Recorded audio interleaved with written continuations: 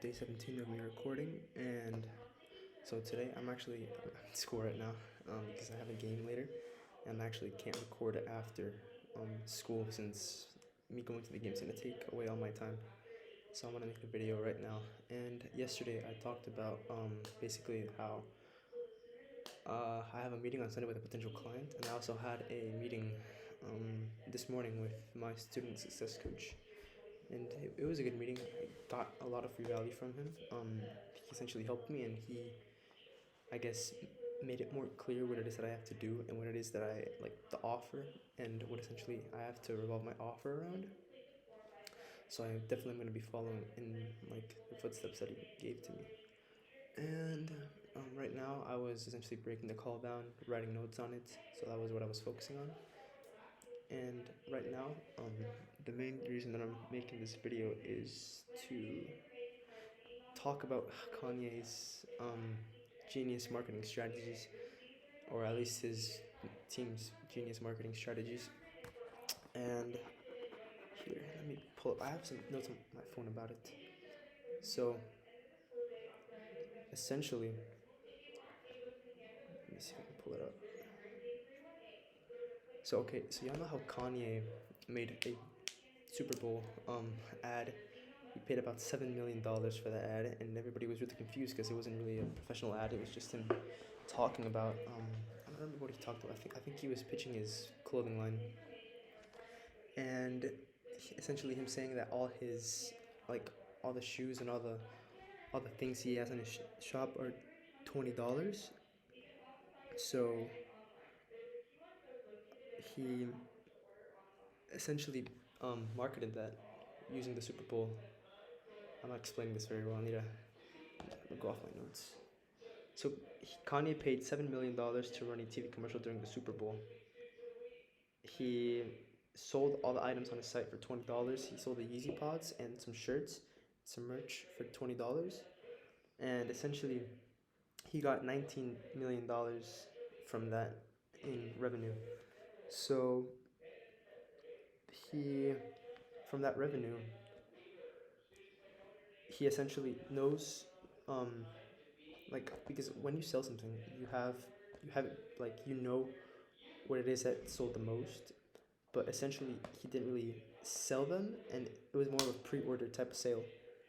So instead of him shipping out the things immediately and having a certain amount of stock for the item that he's selling, he essentially put it on pre-order, and once he got the sales, then he knew which was his most like what it is that was going to sell the most. In this case, it was the Yeezy Pods. He had over 266,000 Yeezy Pods sold, all for $20. And essentially, from the money that he got from the pre-orders, he put that money into the Yeezy Pods and into like a specific number amount of them. So he essentially knows how to budget what it is that he got, like depending on what it is that sold the most. And he priced everything just to see what was the most. Like he priced that everything at $20 just to see which product was in most demand. And yeah, the shoes essentially did 3 times more than all of them. The one box seat at 79,000 sales. The Volt Plan to Be did 57,000, and the Volt Long Black did 53,000. So the Yeezy Pods were the most sold item.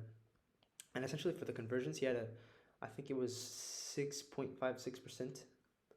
And for the orders, he had a total of 296,357. And essentially that's going to help him innovate in the right area. So he's going to focus more on his shoes than he is going to focus on his shirts or pants or something else that didn't sell as much as the shoes did. So that's where most of his budget is going to be focused on. And for I already talked about the pre-orders, how essentially he had to put no money from his pocket into the sales, and it was all more of the money he got from the pre-orders to buy the inventory. So he essentially put no money down. And also, the really smart thing is he managed to get 294,000 sales.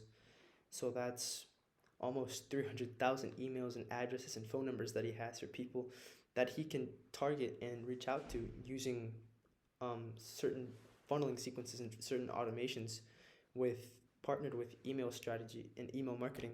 So and he can essentially do that for like a fraction of the price that he did the Super Bowl ad, which I don't know. He did the Super Bowl ad. He paid 7 million for that for I don't know, just some stupid 30-second clip of him talking.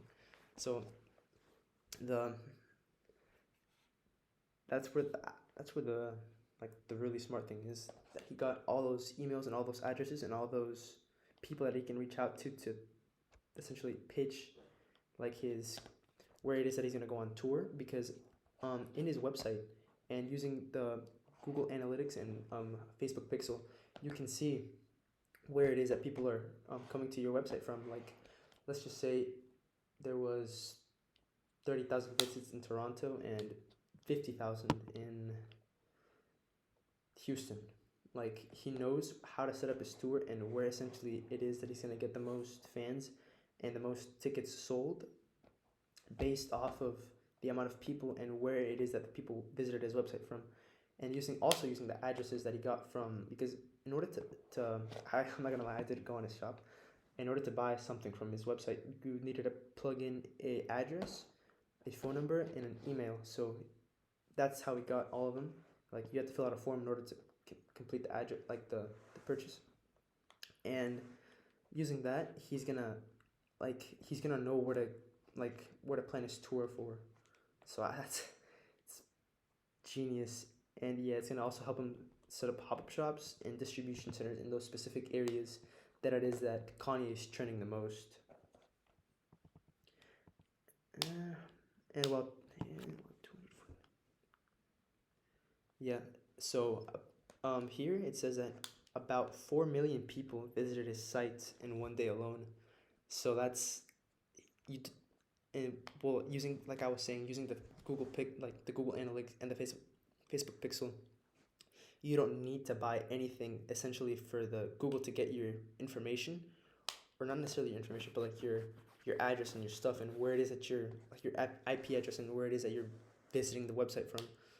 So from those 4 million people, he's essentially gonna be able to see where it is that the majority of those 4 million people visited from. And now he's going to be able to use Facebook and Google to serve a very highly targeted ad to a very specific audience and a very specific avatar that it is that he got from that sales campaign that he did.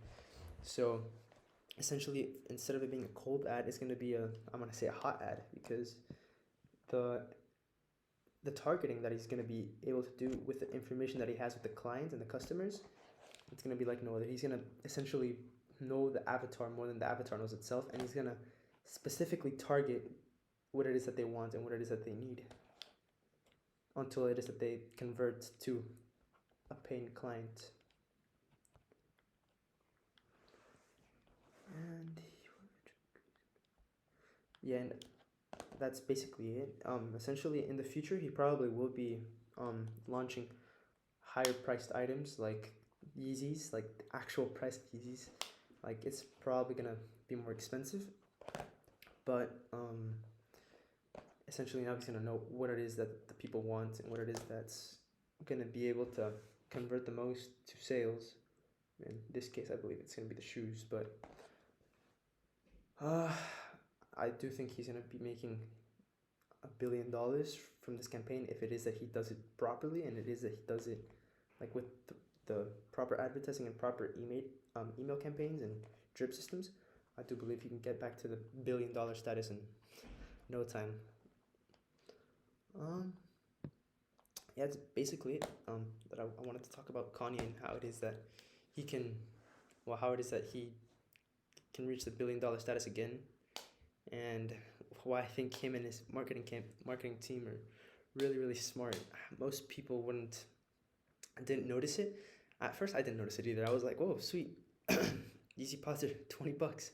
I didn't buy them, but everybody was going crazy. I remember I saw a bunch of videos on TikTok about how everybody should go get their Kanye merch because it's gonna boom in the future. Like the resale price is gonna go crazy, which I don't think it is. I mean, it might. Depends on the demand. It's all up to the markets.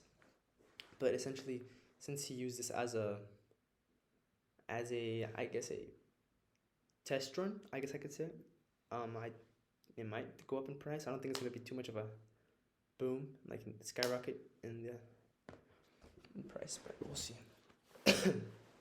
Also, I don't know if I'm sick. I have been feeling a little bit weird, tired, really drowsy. Well, not drowsy, but tired. That's basically all I wanted to talk about. For right now, I'm gonna finish breaking down the call that I had, so I can essentially make my offer and get my emails. Like, right? I still have to get my email fixed because I still can't send emails. It's so fucking annoying. But I've I'm confident that it's gonna get set up. And tomorrow I have a call with Mattia, so we can essentially discuss what it is that we're gonna call with Antonio on Sunday, so I can get him signed and we can get him onboarded. And yeah, that's basically it for now. Today's gonna be a pretty light day since I leave for the game at 4. But yeah, that's pretty much it for now. Well, thanks for watching, and I might record tomorrow again. To add to the second part of the video, or like I forgot to say this, I also think like all the crazy stuff he says about like all the anti-Semitic comments he says, I do think, I'm not saying that he's smart for saying that, but essentially saying very controversial things gets you trending. I noticed Andrew Tate did that as well.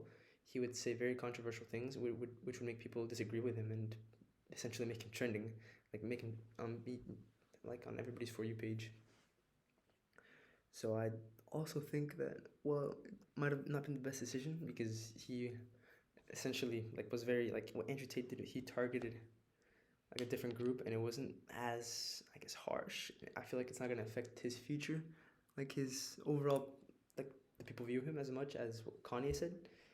I do think that it was a smart way of getting him to trend and getting people to notice him again, because I feel like he kind of fell off and a lot of people had forgotten about him. So just wanted to touch on that again, and it's basically it. All right, this time for all. Thanks for watching.